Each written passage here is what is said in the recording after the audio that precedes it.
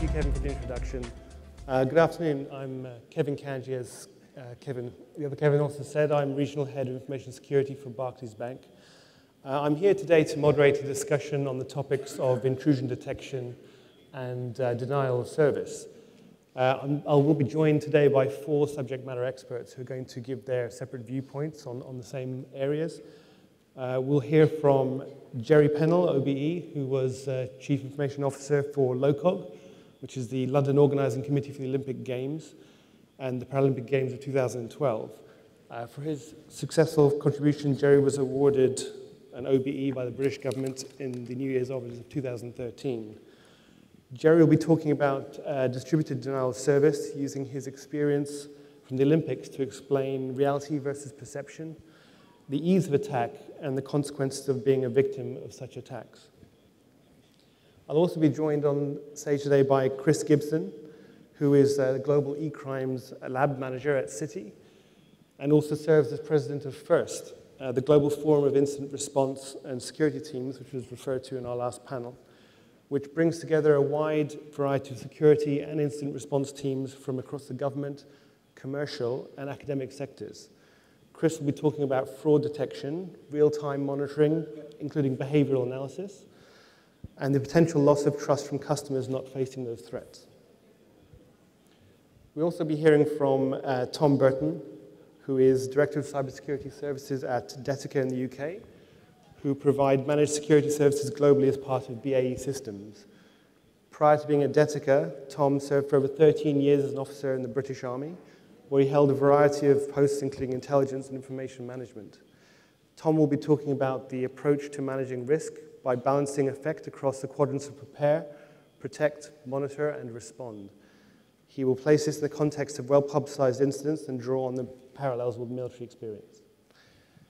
And finally, we'll be hearing from Patrick Radja from Cassidian, which is an EADS company, where he is head of Cyberdefense and professional services, based in Paris, France. Patrick has worked at Cassidian since 2004, where he developed innovative assets to feed EADS strategy within the defense and security market. Patrick will talk about advanced persistent threats, how to counter them, and what we need to know, and the gaps in our current understanding of what is known as the APT kill chain. So without further ado, I'll introduce Gerry as our first speaker. Thanks, Kevin, and good morning, everybody. Good afternoon, I should say.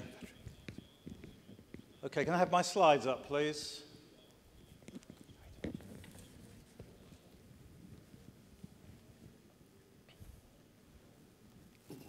Okay, thank you.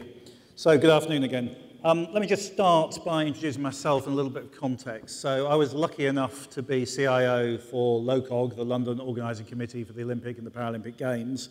We were the organisation charged with actually delivering the sports events themselves.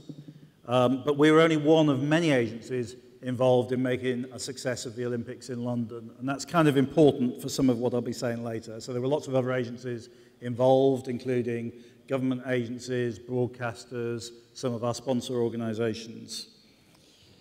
So obviously, as a very well-publicised media event, we knew that there would be some threat, both in the physical world and in the cyber world before we went into the games, and we prepared accordingly.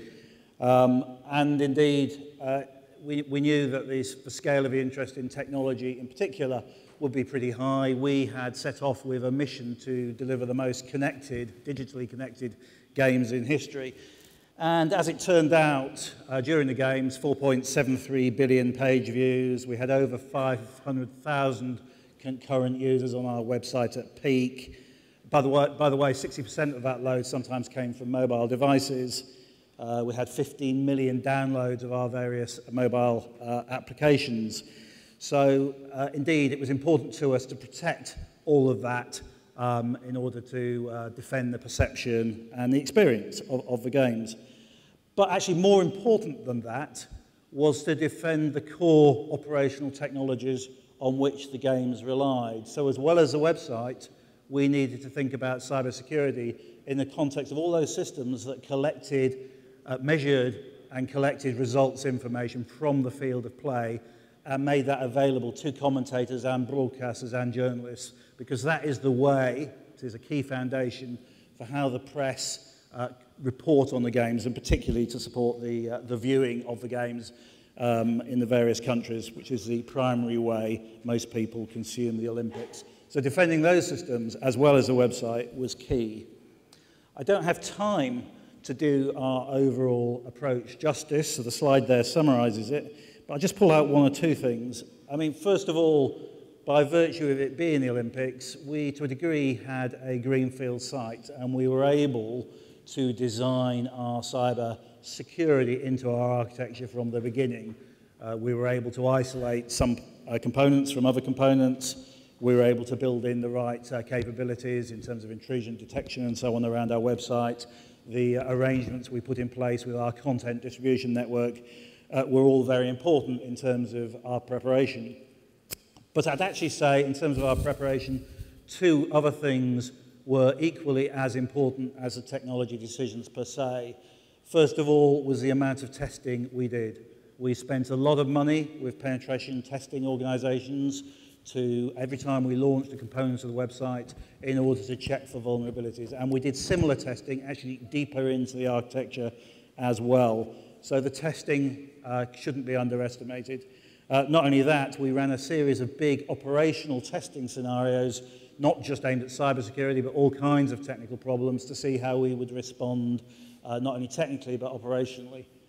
The third thing I'll say was really important in terms of our preparation was the operational preparation itself. The processes within our organization, but actually as important, the processes with all the other organizations we were working with, not least government. It was interesting to hear the previous session. One of the things that the CERT in the UK did was set up a specific Olympic Cyber Coordination Team, or OCCT, which worked as an umbrella coordination group across all the agencies involved in delivering the Olympics, and as a clearinghouse for early information as to what was going on. And when we encountered a problem, we let the OCCT know. Equally, when other people encountered a problem, they would let us know. Thus we were as well prepared, I think, as we could have been. Right. So, what were the outcomes? Well, the outcomes were we were attacked, but we experienced no significant disruption. We encountered something like 783 serious incidents. Obviously, you don't know exactly how much is going on out there. Lots of malicious requests being blocked. But there were 783 that were subject to serious investigation from my Technology Operations Centre, which is a 24/7 operation where we did all our technical support. Of those, only 6 were considered worthy of being brought to my attention as overall responsible for technology. And I'm just going to talk you through each of those 6 very quickly so you've got a flavour, and there'll be time for questions on them later. So let me start with the first of those, which happened the day before the opening ceremony. 1700 hours, 10 minutes. It was a probing attack from a network of semi-professional hackers in Eastern Europe who've got form in looking at people's websites and then publishing a list for the world to see of known vulnerabilities. Happily, they didn't publish anything after their discussions with us, if discussions is the right word. So that passed fairly harmlessly. The next day got a little bit more exciting. This was the 27th of July, the actual day of the opening ceremony itself. In fact, a lot of things happened on that day in this space, but the particular one I'll draw on was at 16:37 hours, we had a 40-minute sustained attack, 10 million requests, coming from 90 IP addresses in North America and Europe. Quite interesting. These were very closely coordinated in time terms. This was not people on keyboards. This was automated, presumably a botnet attack of some sort, denial of service attempt. Happily, all screened at the firewall, caused us no actual problems, and I actually don't know from whence this botnet was being controlled. The next day, the hacktivist world started to rear its head, and we were expecting this. And what made this interesting was how public they were about what they were trying to do. They had Twitter feeds and websites, this was one of them, trying to encourage people to join the cause and to make a name for themselves by taking our site down. My main objection to this poster there is the mistreatment of the Olympic rings, which of course have to be formatted in a particular way to support the Olympic brand, and this is clearly not appropriate. So the hacktivist attack started. Actually, they were not sufficiently high volume to cause us any grief at all. And by virtue of the fact we were monitoring social media all of the time, which would be one of my takeaways actually for significant organizations now, we knew it was coming and we had an early warning. Then we come on to the 31st of July. This was a kind of different cyber issue, but it links to a DDoS attack, so let me explain it. One of the challenges you have as an organizing committee is actually supporting not only your own systems, that's easy, you can control them, but supporting the systems of various journalists and press agencies who come in and sit close to your systems using some of your services, in this case, notably access to the internet. One of the press agencies, who will remain nameless, clearly didn't have the right kind of security processing controls in place because the malware on their system got noted by one of the spam house, got noted by one of those organizations, and we found ourselves with our press agency IP address blacklisted. We duly got involved in that, had discussions with the press agency who were upset that we were monitoring them, got it cleared, but this comes back later. But that was the next incident. Then, number 5 there. This actually didn't turn into a material problem for us, but that same day, one of our fellow agencies involved in delivering the Olympics had serious attack on their website, which brought them down.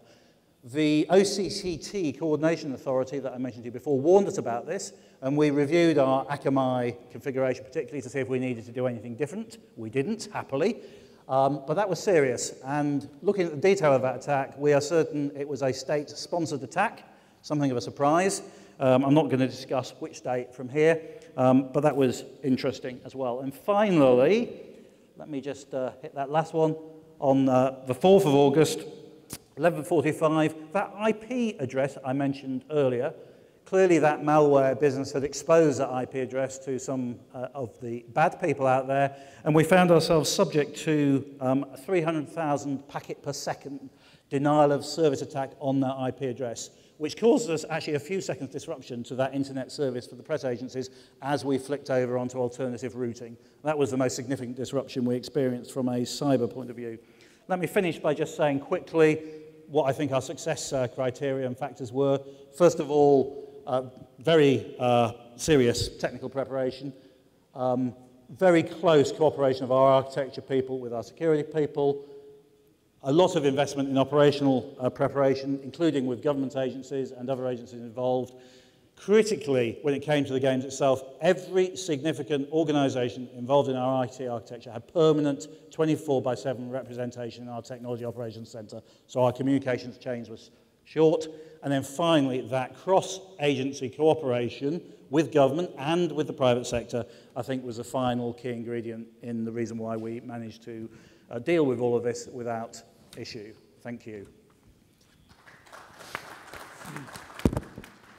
Thank you, Gerry. I think we'll move through the presentations one by one, and we'll have some time for some questions after each of the speakers has spoken. So thank you very much, Chris. Good afternoon. First, thank you very much for inviting me. It's a pleasure to be here. I've always wanted to visit the Oman, and to come here is a really enjoyable sequence. So, DDoS is against financial institutions. That would be the FIs we're talking about here. We'll talk about these and how these have affected some of the North American banks and how we've managed to ride the storm, so to speak, and get through these. We've been watching DDoS attacks for a long, long time. We all know they're out there. We all know they happen. We've certainly been watching with more interest as they focused more heavily on financial institutions since late 2011. We know they're used to defraud us. We're well aware that people will DDoS us and at the same time start passing financial transactions through our systems, using customer accounts that they've compromised to do that on the assumption that we're much too busy dealing with the DDoS and people are calling in to ask why they can't get into their banking system and so on. So there's certainly a degree of financial fraud in these. The DDoS itself may not cause that, but certainly around the back of that will be financial fraud. One of the ways we've been monitoring these and working through these is very much the collaboration piece. And this has come up again and again through all the presentations and discussions this morning.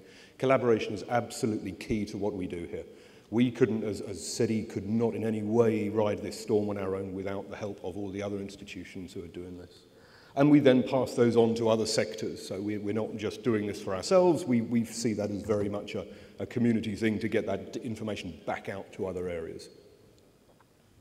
So a couple of the numbers. First one is from Microsoft. They estimate that of the 752 million machines they're running through their Microsoft resource center and so on, something about 8% of those are infected with malware, so that's 60 million machines. I think a further 13% of those, or 13% of those, are consistently infected. So as fast as they clean them out, they're reinfected. So there's a significant portion of machines out there on the internet that are quite happy to do whatever someone else wants and not what their owner wants. The second piece, and this is for the Operation Ababil, which is the Al-Qasim thing, 40,000 infected servers were used to attack us. Of those, something like 75% were what we'd call an infrastructure attack. So that's a SYN flood. That's trying to get the operating system to do something to our system at an OS level or lower down the application stack. 25% were things like posting search requests against our web servers or posting gets. So they're trying to they find the biggest PDF documents they can get and they just bang in pulling those documents, again pulling the systems down. Patterns on these. We were very lucky. They were very gentlemanly at the beginning. It's a slightly odd expression to use for hackers, but at the beginning they announced it up front. We knew they were coming. There was no big issue. They ran gentleman's hours from a European business perspective. Tuesday to Thursday is fantastic. I've got Monday to come in the office, I can get ready. Tuesday, Wednesday, Thursday I'm busy. Friday I can wind down for that long weekend I've been looking forward to. These are changed, unfortunately. At the beginning they'd roll in at about 3 to 4 gigabits a second, and we would see them up to 75 gigabits a second towards the end of this. These are significant numbers. This will bring down most ISPs, let alone banks. Unfortunately, all those nice patterns that were there are now no longer there. So they're much more random. They come, they hit us, they run. It's much more difficult to do this, and life has become more interesting. However, because we've been doing this for a while, we're more prepared.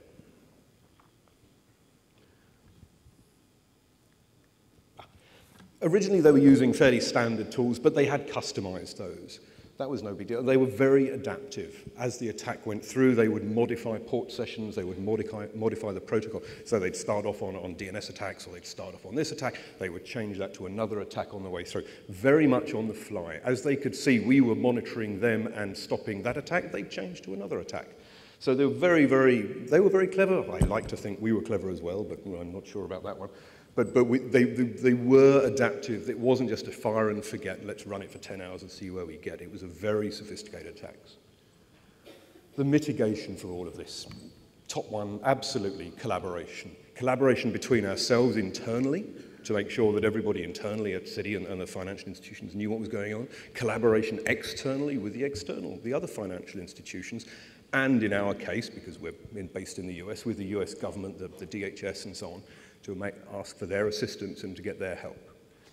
IP address blacklists and identifying botnets, we could knock down about 90-something% of the attack, purely on knocking off scrubbing the data as they're coming through, so blocking IP addresses up the line, and identifying the nodes. With those, 90% plus of the attack would just disappear. Now, they would obviously move all of those, each time they would be using different IP addresses, so that's where the adaptation and the reaction came through. But we were very successful at this. Patching an AV, absolutely key. This is the usual story. We didn't patch. Everybody knows it's sort of technically the easiest thing in the world to do, but in an environment like CitiGroup, it is not. We're a very, very large organization. You can't just throw patches in and hope they'll work because we'll bring systems down. But patching an AV, again, AV, love AV to death. It doesn't solve everything, but you're never not going to use it. It's still extremely valuable. And the lessons we learned: plan, plan, plan, plan, plan, and plan. Know what you're doing. It's not, when you've got 75 gigabits hitting your main web servers, it is not the time to go into a meeting and discuss with 26 different people who will have at least 27 opinions on what the next step is. So have a plan in place. However, the plan has to be more than, here are the steps, tick the boxes. There will be a degree of adaptation, there will be a degree of customization, but know who the right people are in place. Not all the techniques will work. We'll try stuff. Sometimes they were very successful, sometimes they weren't. Again, know that the plan's there, know what your options are, start looking at the next one. Shared DDoS in mitigation infrastructure. This was a good one. Companies will come and sell us DDoS mitigation. Unfortunately, if they sell it to all the financial institutions and they're sharing that infrastructure, Them solving someone else's DDoS attack may well impact mine, even though I'm not being DDoSed, because the infrastructure down the stream is being killed by someone else. Understand what mitigation causes. So maybe you'll have to remove things like the options to search websites. Maybe you'll have to remove your document library that's really useful for your customers, but when they're pulling them down on a minute-by-minute basis, maybe you need to remove that, and that's part of your mitigation. So locking down the functionality. At the end of the day, the core business of most of our websites is to get customers access to their banking. It's nice to be able to give them reports and so on, but maybe that's not the most important thing at that moment. And variety is good. Different systems, different functionality, different download DDoS mitigation structures and so on. Very useful. Don't centralize everything onto one. Many times we've been caught by their DDoSing Citibank Brazil. Unfortunately, that's hosted on the same web platforms as Citibank something else. So the bad guys think they're only getting one site, but they're getting 10 sites for the price of one because we've merged them all onto one web server and we're not spreading that load out. So we've learnt there as well.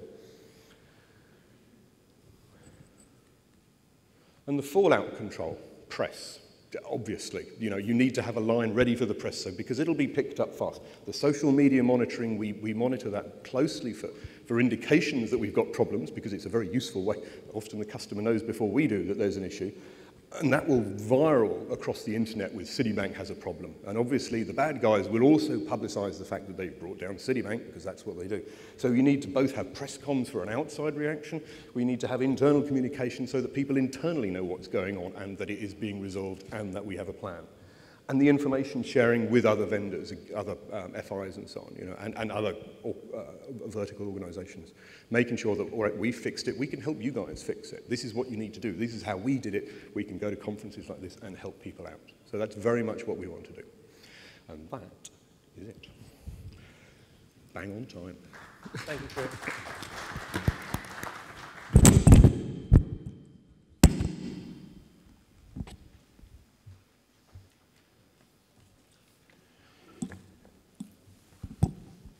Thank you. So I'm going to briefly try and explain the approach that we take ourselves and with our customers to address this threat. The most important thing that we've always found, and it probably occupies about 50% of the time I spend talking to the customers, though, actually is about understanding the threat. Understanding the threat not in terms of what the minutiae of technical detail is, but what the threat is trying to achieve.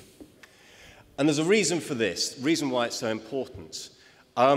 It's because unless you understand the threat, you won't understand the risk you're trying to counter, the risk you're trying to manage. And this at heart is not a technical problem, this is a risk management problem. It is a complex risk management problem, but it is still the same as physical security and the various other aspects, various other risks that enterprises are exposed to. The other reason why it's important to understand the threat is because the threat is human. It's very easy for us to get drawn into, again, the technical minutiae. But actually, we are dealing with people trying to achieve human effects. I'll give you some examples.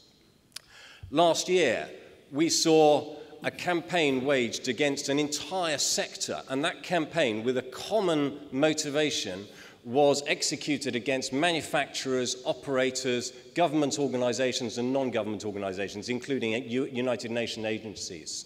And the effect they were trying to achieve was a geopolitical end state. I can't go into detail because of some of the innocence involved. The fact that they were trying to hack into individual exchange servers and individual email attacks, individual email accounts, is not entirely relevant. What is relevant at the highest level is what they were trying to achieve, because once you understand that, you can then decide how to address, how you're going to prioritize your investments and how you're going to be able to achieve your protected state. And the approach we take our customers through is fourfold, as demonstrated here. It's prepare, protect, monitor, and respond. And it's vitally important that actually you're in balance across all four of these aspects. The prepare, which hopefully is where you start off, because God forbid that we end up having to address this whilst our metaphorical houses are on fire. So if we start off with prepare, it's about understanding that context. It's about understanding the risk. What assets have you got that could be of value to somebody else and therefore could be at risk? And by doing that, you can then assess that risk, prioritize the risk, and develop a sound strategy. And that strategy is important. And a key part of that strategy, which often I find has not been addressed, is about what is the governance framework? Where are the accountabilities? Who is responsible? Who is responsible for protecting the assets, and who is responsible for taking action when something has been discovered? And it's addressing that governance framework which is essential. And it's also, as been pointed out by the previous speaker, it's about putting in place plans, but also putting in place contingency plans. Because the one constant is that attacks will get through, no matter how good your defense is. And you need to have those contingency plans in place in order to be able to respond effectively. I've come across organizations, particularly where we've approached them when they're in the midst of having to respond to an attack that is actually quite mature by the time they discover it. And they're almost in a position of decision paralysis. They're unable to easily make decisions because they don't actually know where the authorities and the accountabilities lie. The protect side of things actually is the area which usually gets the most concentration, because it's the one that people most naturally feel is the most important. It's what firewalls am I going to put in place? What's my patching strategy? But there are still areas there that can be further improved. And actually there are areas there where industry can learn an awful lot from government. Government has for a considerable period of time, taken a good mature approach to segregation, separating the assets of value from the areas at risk. And that segregation is an area where we're developing technologies and innovations in order to help commercial enterprises do that in a way that is proportionate to their business risk and their operational drivers. But the important thing on Protect is to focus on mitigating that impact. However, it doesn't matter how strong your protective measures are. The most sophisticated attacks will find ways of getting through. And again, that's because we're dealing with a human foe. And the human foe will conduct reconnaissance in order to identify what protection you have, and then maneuver around that protection in order to achieve their aims. And the area where investment definitely needs to be balanced is around monitoring. There's an old dictum in the military which says that you put protective obstacles out in place, but obstacles must be observed, because obstacles on their own can't stop the enemy. You need to watch the enemy, identify how they're responding, and then respond to where the enemy is so that you can push them out of your network before they have a material impact on your business. It's about situational awareness. And it's about situational awareness not just within your businesses and your enterprises, but also understanding more about what's going on outside. An awful lot of what my teams do is conducting threat intelligence on what's going on in the internet, identifying an attack, and then following that attack through the internet in order to identify what the motivation of the attacker is and identify who else they're attacking, because then you can start to see the big picture. And if you understand the big picture, you can then anticipate what the attacker's next moves might be, and you can start being proactive rather than reactive. But the monitoring is more than just watching logs and correlating logs. Because we need to be able to move beyond that. We can no longer rely on signature-based monitoring, on looking for what we have seen before, looking for the, to quote Donald Rumsfeld, the known knowns. We need to start looking for the known unknowns, looking for behaviors rather than just signatures. And this is an area where we put an awful lot of effort into developing data and behavioral analytics that identify the anomalies on a network and identify them and risk score them in a way that the investigators can rapidly remove the benign anomalies and concentrate on the malicious ones so that they have time to be able to take the fight back to the aggressor, as it were. The fourth aspect is respond. And this is essential no matter how mature you are in your cyber defense. You need to be able to respond when your monitoring identifies an attack, Hopefully, as you get more mature, this response can become more business as usual. It can become routine. You can have the time to be able to respond at your own pace because you've identified the attack early on. But again, this closes the loop with prepare. It's about developing those contingencies, developing the teams, understanding the governance, understanding the authorities. And more than that, it's learning from experience, not just learning from your own experience. I forget who said it, but somebody said that the definition of intelligence is learning from your own experience. The definition of wisdom is learning from the mistakes of others. And it's vitally important, particularly within sectors, and we're starting to see this certainly in the UK and other regions, where organizations are competing, they are starting to at least cooperate and collaborate in exchanging information, in exchanging threat intelligence to protect themselves against the common enemy. And I'm almost out of time now, so I'll very briefly sum up with a reference to Sun Tzu. Over 2.5 millennia ago, he said, to be best prepared in war, and I'm not trying to militarize this context, but there are strong parallels. To be best prepared, you need to know your enemy. It's about awareness of the threat, and you need to know yourself. And you need to understand yourself and your enemy, not just in theory, not just in advance, but also at the time of events, as things are going on. This is nothing new. Humans are trying to achieve the same ends that they've been trying to achieve for millennia, gaining something through evil actions that somebody else has invested a lot of time and effort to create themselves. But it is far harder to see and visualize and understand it than ever before. It is far faster for an aggressor to execute it, and it's far easier for them to maintain deniability. So therefore, you need to be informed, you need to be balanced in your response, not imbalanced, investing in one area but not another, and above all else, you need to be prepared. Thank you. Thank you, Tom. Patrick, Pennell. New schemes and the discussion. Can I have the slide set?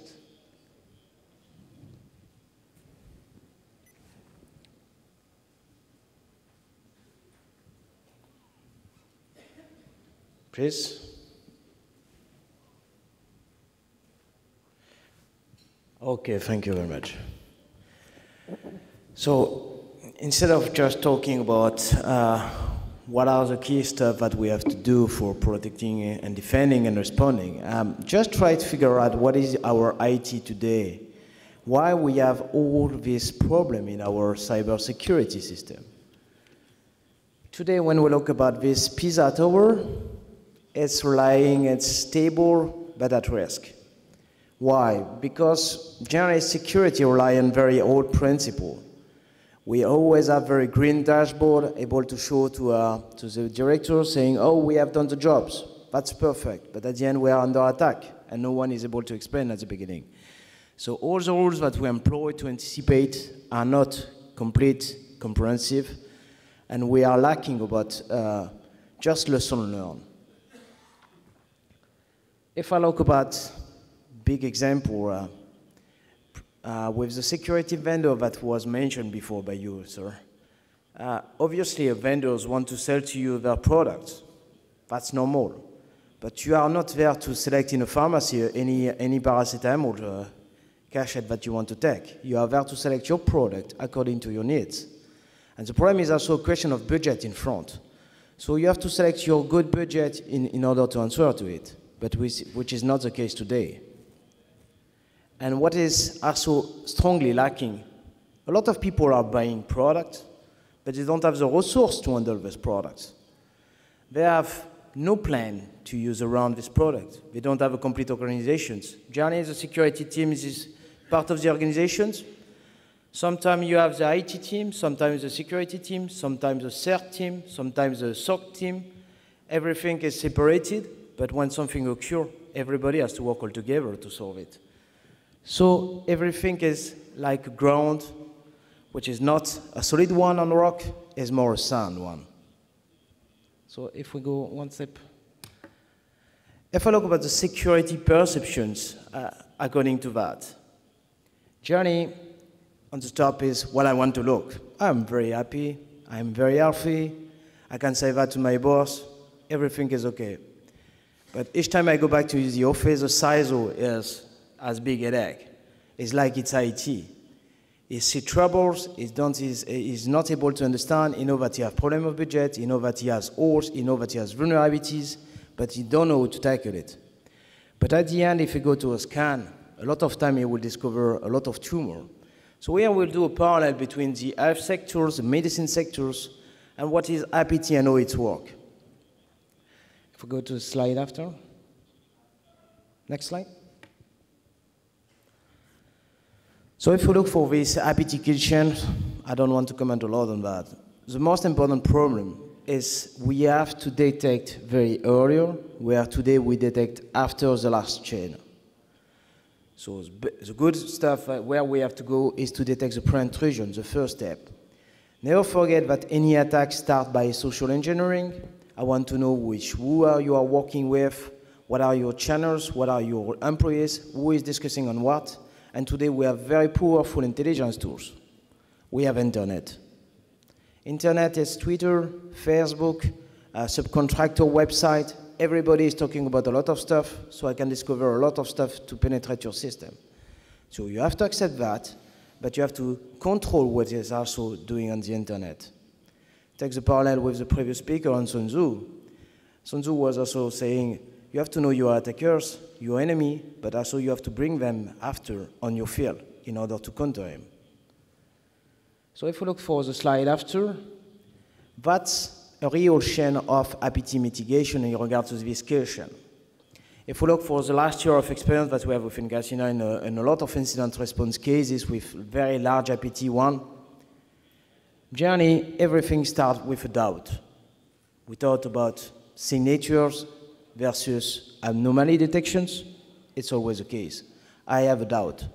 So I need to have proper resources in order to understand the doubt. And this is not just the tools. I can have plenty of tools, but if these tools are able to detect weak signal, I need to be able to understand the weak signal. And this is resources well trained. There we raise the problem of training of the resources to understand the doubt. So second step, when we have a doubt, we send a team for a diagnostic, fast one. So it's like having a doctor's. Again, I need tools, and I need to have resources and an organization in place. And if there is something going wrong, then I must be able to send an emergency force on field, coordinate with the local one, working all together. To do the parallels between normal IT team plus computer emergency response team plus security team plus all the decision maker. Because if I enter in a complete APT chain, like the operational one, where I am forced to go on surgery, it's a painful one.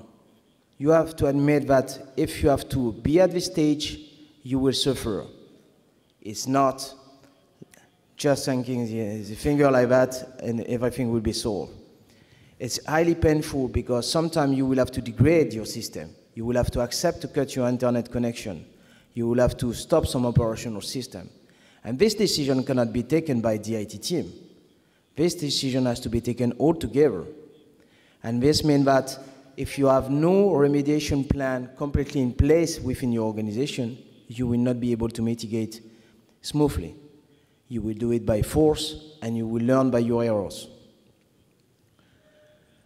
What is important also is a lot of people are talking about CERT, SOC, all these bricks, but everything has to work all together, because if I'm doing a surgery operation like this one, I have some crisis monitoring during the surgery, I have post-op monitoring, everything has to work all together. So at the end, it's comprehensive cyber defense that we need.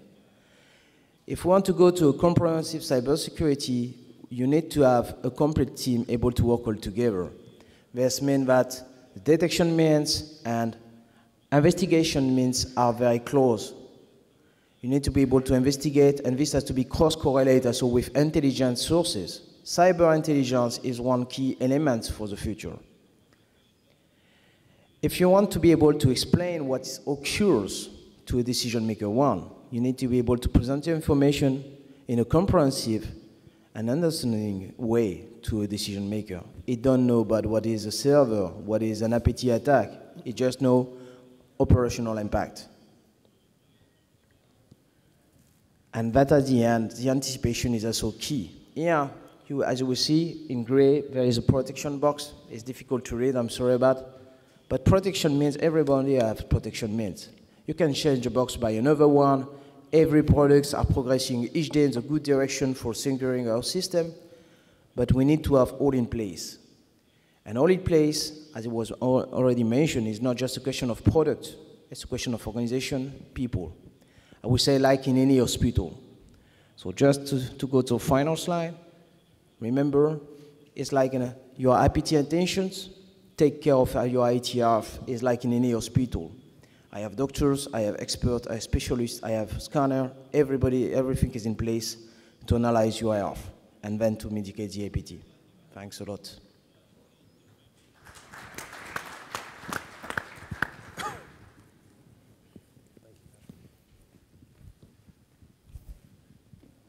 I think there are two clear messages I'm hearing from each of the speakers that come through. And the first is preparedness, and the second is collaboration. And I think that nicely dovetails into the reason why we're all here today. Firstly, there are those of us who are perhaps not prepared enough for the threats that we face. And secondly, how do we talk to each other about addressing those? And in previous discussions, we heard from the national and regional certs and what they're trying to do. And here from the private sector, you're hearing that we ourselves need to collaborate, to discuss emerging threats, to propose solutions, and to work together to combat what is, in effect, a common threat to all of us across academic, commercial, and government sectors. So I'd like to throw out to the floor for questions to any of our panelists. If anyone would like to ask a question, please raise your hand.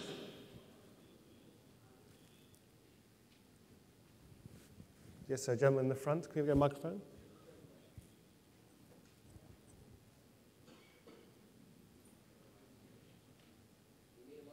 You need a mic down here in the front, please.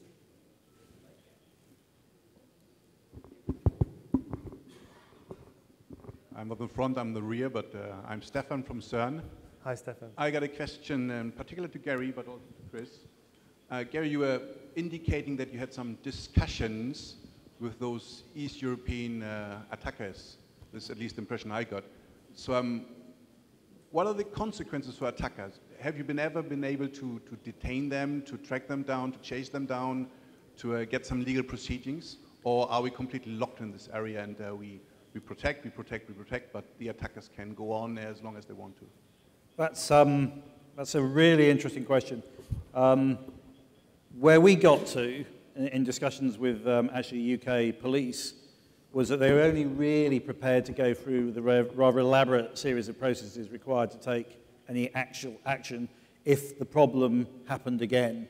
So in effect, there was no consequence at all on the group that were doing that. And that does strike me as one of the real problems of this world, which is it's very hard for the perpetrators of these attacks. It's very hard to follow through and actually prosecute them because of the international complexity of doing that.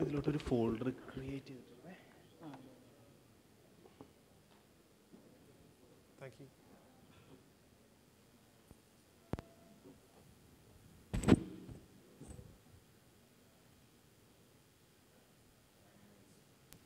No microphone? Okay. My name is Raul Chiesa. I belong to United Nations and ENISA. I wanted to speak, well, actually, it's not a question specific to some one of you, it's general, pick up the answer, is about, I really enjoyed the point of know your enemy. And I don't know if you're aware that a couple of days ago, UNODC published a very nice report on cybercrime where, for I think the first time, there's been a huge focus on who is the attacker, so ranging from their age, why they do it, and at the UN, at UNICRI, I run since 2004 a project that is named HPP, Hackers Profiling Project, who has been analyzed over there. The question is, I have the feeling that there is not enough, I mean, everybody, we run honeypots, we analyze and reverse engineer the malware, all of these things, but I have the feeling that there is not much attention and focus on the psychology aspects of the attackers, of the enemy, who they are, why they are doing, and there is often a lack of interpretation. We always say hackers, hacktivists, state-sponsored attack, and that's it. I feel that there is much more to dig into, and I would like to know your ideas on this. Thank you. I guess, Tom, do you want to take that one, since you started on the humanizing aspect? Yes, and I think that you touch on a very interesting point there, because depending on the attack group and the context you're talking about, that motivation will be very different. I mean, you'll go from the hacktivists who are potentially politically motivated, but potentially supported by a nation state. That nation state might have obfuscated their actions from, and therefore it's very difficult to know when to stop in understanding those motivations, because it's not just about the attack group that you can see. And if we look at some of the supposedly nation-state activities, and I say supposedly nation-state activities because from what we've seen and what we've seen in the media, it's a level of wholesale industrial espionage that can only come with the sorts of resources involved.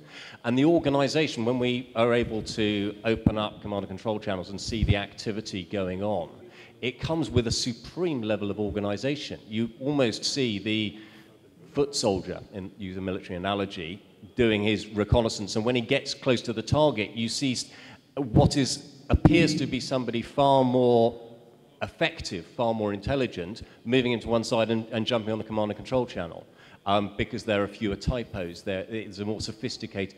And that organization, one would have thought that the motivation behind the people in that organization is very different to the motivation behind the hacktivism and the motivation behind the person who actually is just doing it for kicks.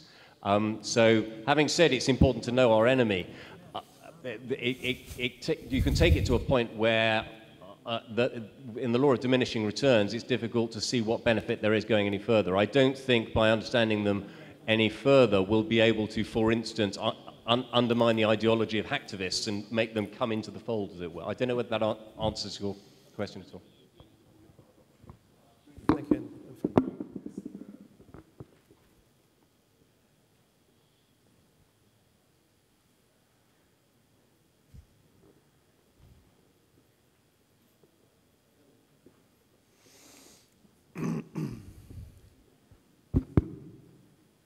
Hi. I guess the point about know your enemy is quite attractive to get back to.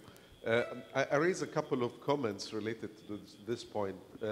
I was in a UN meeting where we were discussing attribution. Know your enemy, know where the attack is coming from, and somebody from one of the leading countries worldwide in terms of economic development and technology development say that we are very successful. We can reach a success rate of attribution in out of 3 cases. 2 out of 3 cases in the leading country in the world. That's scary, because the rest of us are even reaching much less accuracy. Coupling with an incident that happened in an Asian country in 2009, and you'll know which country I'm talking about, when I tell you that this country reported that the attack came from botnets in 59 countries across the world. So 59 countries are attacking. And you can see it 2 ways. Either country X, which is an enemy, would be attacking you, or country Y, which would like to pose as country X to initiate a world war, basically, in cyberspace. That is very obvious. And I'd like to get also Chris's point of view. In the US, there was a lot of questions about the attack on banks in the US almost 2 months ago. And there was speculation that it is emerging from a certain Asian country. Then suddenly somebody backed off, said, no, it's not that country. Let's be reasonable and study it. So it is very scary if people get the idea that you can track your enemy. According to the figures, 2 in 3 cases, this is not acceptable, especially if the retaliation would be either cyberspace or could be, in traditional warfare, and especially when maybe in this incident would result in something like the healthcare sector in loss of human life. So there will be a lot of pressure on politicians to make a decision. So we have a responsibility as a community to raise awareness at that level. with the minimal attribution that we currently see, we have to be cautious, not to jump into conclusions or assume that you know your enemy. Thank you. I think I'd absolutely agree with you. I think that the mantra I would like to do is that, you know, be liberal in what you be liberal in what you accept and conservative in what you send out. Yes, if there are 60 million plus machines out there that are infected with malware across the globe, there is very little way that I, sitting in my own central point, am going to identify who's right behind those. Now, whenever these things happen, we make sure we do liaise with, you know, we're a US bank, we liaise with the FBI, we liaise with the Secret Service, whoever's responsible for that sort of piece. And we very much, you know, would pursue legal avenues for resolving that issue. If we see stuff coming from ISPs, we will typically email them and say, we've seen this, we know it's happening, please stop, and that, depending on the level. However, as you say, 60 million machines out there that have got malware, and I have no idea who's controlling those machines. I know there's an awful lot of it going on, but it's incredibly difficult to do that. So we very much focus on the respond and protect.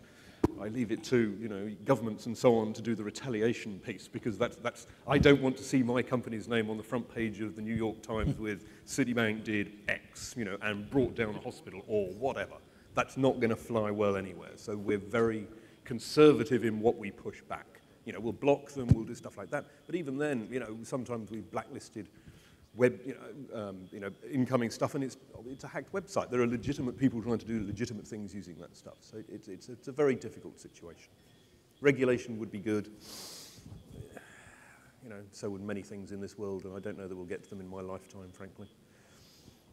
If I can just add a little bit myself, it's a perfectly natural desire, and it's one that I've often had with organizations that are going through a very emotional experience, shall we say, to want to know exactly who the bad guys are.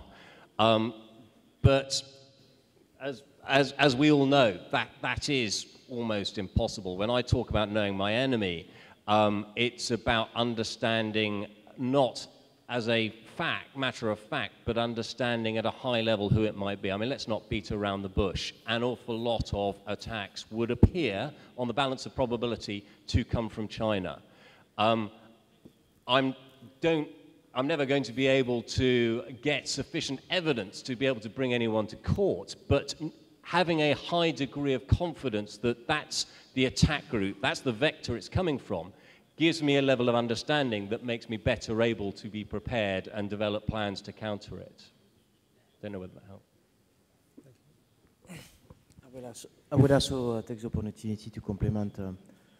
When we are doing operations in cyber defense, when I talk about the anticipation capabilities and the link with detection and investigations, it's because when you have a suspicious element, piece of malware, generally you can find similarity with previous attacks. And then if we launch several intelligence activity around it, then you can better discover who is behind, what are their previous attacks, those there is, better understand how it is that we're working, and then you can react faster.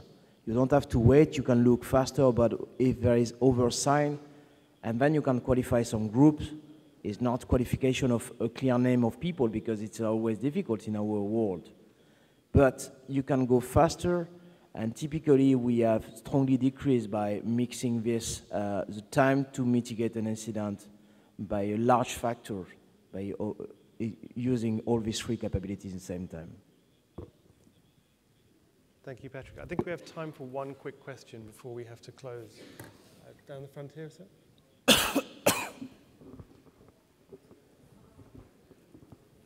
I'd like to encourage one of the members in the front to ask the question, please. Maybe you can hear me. One of the panelists has touched on defense in the world of cybersecurity. So would you please elaborate more on the strategy of the security in depth in the world of cybersecurity? I think it was I who used the term defense in depth. It's quite a long discussion, but let me say it's about looking at your defenses in terms of layers. So not just taking a view on how you configure the firewalls at the edge of your network, or in our case, at the edge of the content distribution network, but also looking at your defenses as you come closer into maybe your more mission-critical systems. And it's about looking at different aspects of security, so not just firewall configuration, which is where everybody starts, but where are you going to use intrusion detection technologies? What other monitoring technologies are you going to put in place? And it's not just about technology, but it's about the operational processes that you have and what you are going to do operationally when an incident occurs. So you need to understand, I think one of the other panelists said it, your decision-making governance, your decision-making processes. So by defense in depth, I mean all of those layers of your strategy, really, which I've only just cut the surface of there. I'm told we have another 5 minutes for questions, so I think Stefan had a question at the back, and then I'll come to you, sir. I got a very provocative question. BA Systems and EADS are also military companies. So the question is, we're talking of defense today here, and I know that some military is looking into offense. So aren't you assuming that you also go in this area of going the offense way? Aren't you just creating your business yourself at this very moment? It's very provocative, so apologies about that. Yes, it is a provocative question, I would say. It's always the same aspect. We are not allowed to do any offense. We are just there to defend, to characterize, and then we work sometimes with national authorities, and then it's their responsibility to do what they want. The limit between intelligence, security, offense is quite close, but then it's a question of duty and responsibility.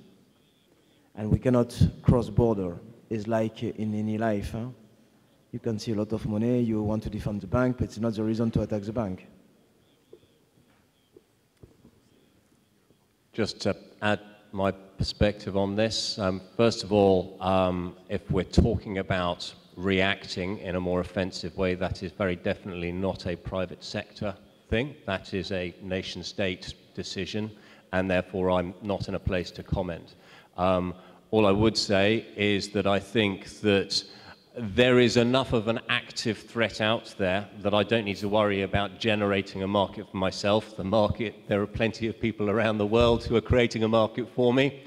And were I to step in and try and generate the market, I would probably have an infinitesimal impact on generating business compared with the scale of the problem at the moment. So I can actually rest assured that there is plenty of a requirement for defense at the moment without any of the sort of market stimulation activities that you alluded to. Okay, I know we have 2 more questions waiting, so I'll go to you first. Hi, and then... Assam Hadi. I think I'm not going to talk about, because the gentleman said about can we catch those people, everything. I think that's kind of what it's in it for me from a state point of view, because if the government had decided when it was about child and pornography, they went everywhere to find those guys and persecute them, everything, and that was one thing because nation-wise, everyone's against it. In this area, it's industry-wise, there is quite a lot of people have interest if someone got damaged because they benefit from it. So I don't know how come that it's kind of political.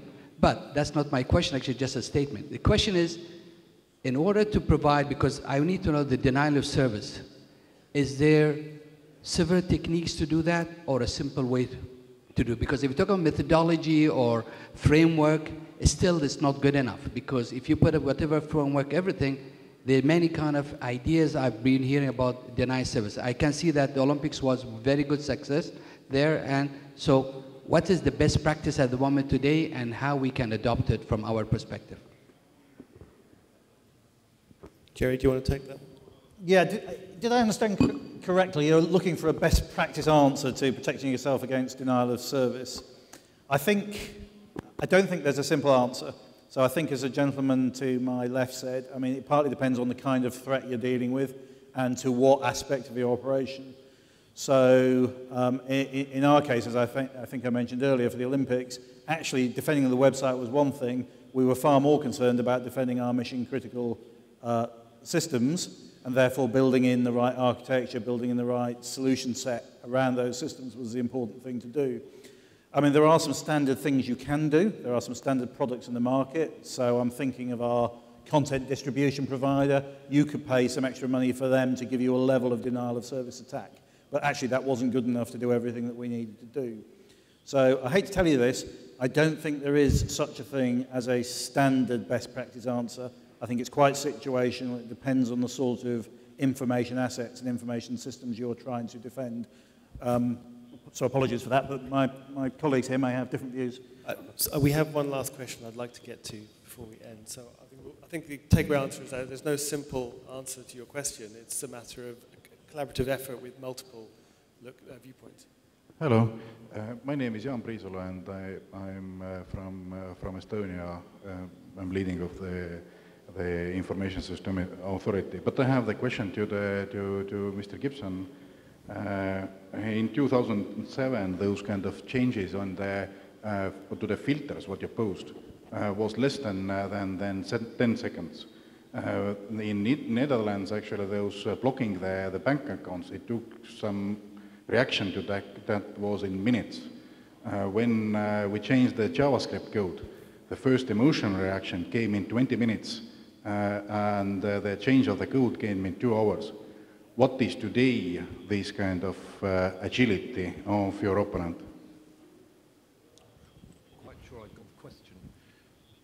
You didn't? Sorry, I didn't quite get the times, actually, the reaction time of your opponent.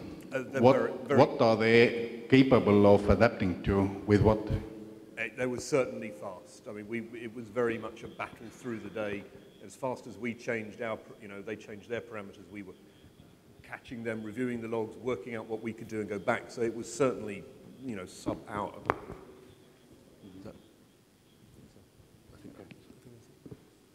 Yeah, it was an extremely flexible, dynamic environment, as my management people would tell me. Okay, thank you very much. I'd like to thank Gerry, Chris, Tom, and Patrick for the contribution today. Thank you.